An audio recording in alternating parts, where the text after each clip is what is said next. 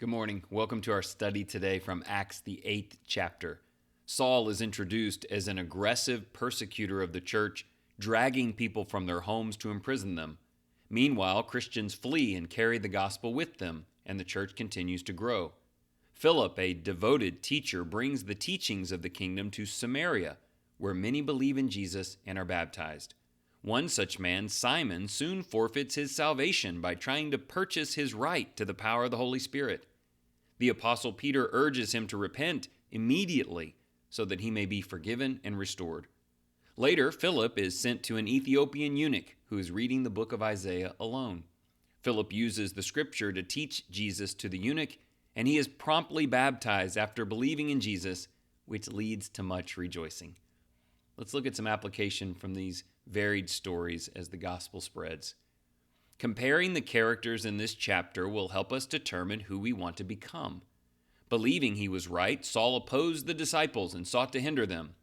In contrast, Philip was committed to openly sharing the gospel with everyone to expand the kingdom. Aim to emulate Philip in daily purpose and joy, and strive to be less like Saul, whose misguided views of godliness led him to cruel and sinful behavior.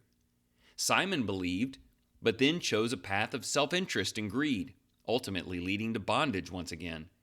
The eunuch sought to know the truth and was baptized, rejoicing in the salvation he found in Jesus.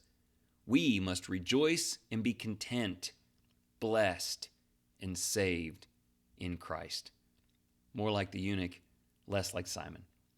3 questions to help. Number 1, how can you be more attentive to how God and His Spirit want to use you to share Jesus with others, like how God used Philip?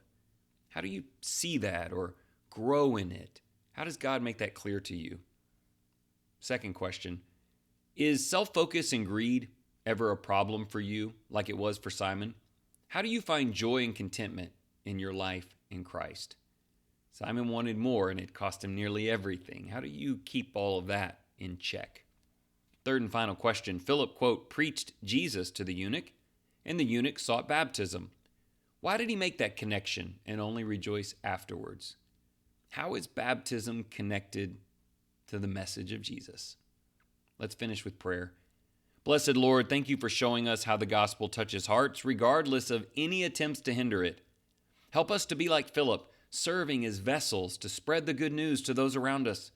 Protect our hearts from selfish motives and greed so that we can demonstrate Jesus to others through our actions just as much as our message. Reveal our sins to us, and we will repent and refocus on the mission with humility. We pray to be continual seekers like the eunuch, while also being ready to teach other seekers we encounter along the way. Don't forget that second step. You're seeking to learn and grow. You should be doing so, but God is preparing you to be a sharer with others who also need the Lord. I hope someone comes right across your path today and you are ready. Thank you for listening.